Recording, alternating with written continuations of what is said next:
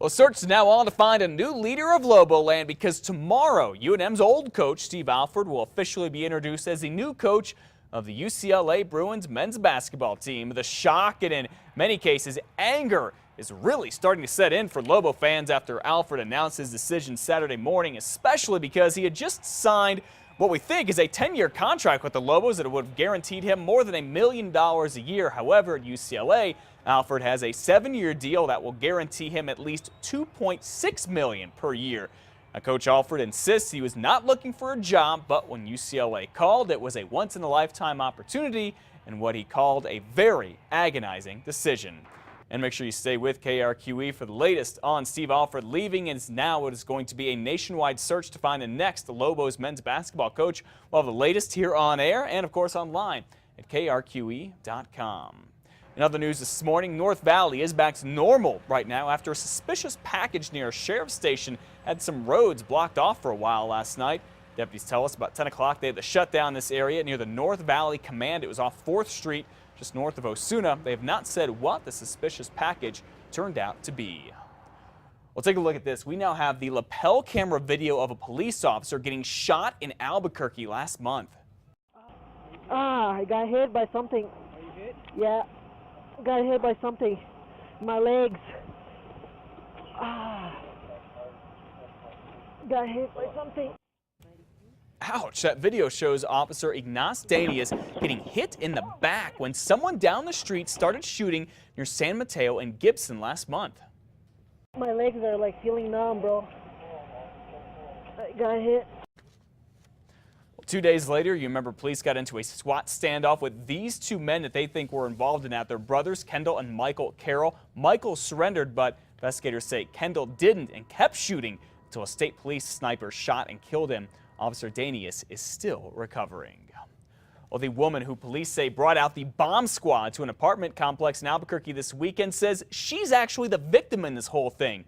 Kirsten Sandy was in court yesterday after police say a man at the waterfront apartments off San Mateo called 911 saying that his father's girlfriend Sandy claimed she was an explosives expert in the military and rigged the apartment to blow up when that caller's father got home.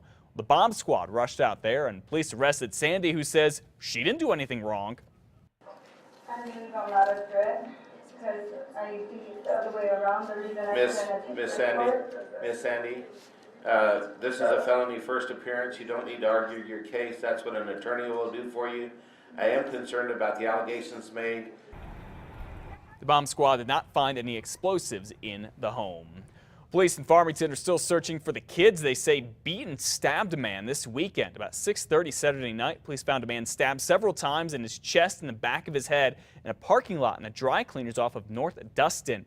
That man was rushed to the hospital. He may need surgery. People nearby say a group of teenagers attacked the man.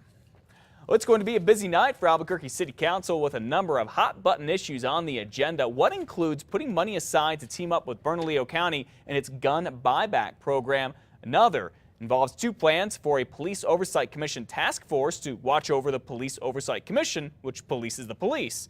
Councilors are also set to talk about a number of homes and businesses that have become a nuisance recently. And tonight, city councilors are going to go head-on the issue that's been a real big headache. It's still debating about adding a roundabout to Rio Grande and Candelaria, where there have been a lot of crashes recently. Opponents say roundabouts are expensive to install and actually limit the number of cars that can go through the area. But on the other hand, supporters say roundabouts are cheaper and don't need as much upkeep as traffic lights. And Albuquerque's fire department could be on the way to getting a lot more life-saving equipment if the city council gives it the green light tonight. Firefighters want to spend $1 million for advanced paramedic equipment, including EKG monitors. They're on 20 ambulances right now, but the department wants to put them on 22 fire trucks too, so they can get to you faster when there's an emergency. The fire department already has the money in its savings accounts. If you're in Socorro County, make sure your pets have their rabies vaccine. The health department says a rabid fox attacked a dog at a home near Magdalena last week. We're told the dog did not have a rabies shot, so unfortunately it had to be euthanized. Health workers say other foxes could also have rabies, so it's especially important to make sure your pets have their vaccines right now. If you've lived in the Southwest for a while, then you probably have the antibodies against the valley fever. Well, what is this, you ask? It's an illness that's caused by a fungus that lives in dirt. It's like the flu, and it can last for weeks or even months. Those that have symptoms that are more obviously flu-like, the difference is you'll get over a flu. Well, if this is at that level of this infection and your body's response, you'll tend to have things that keep hanging on and on.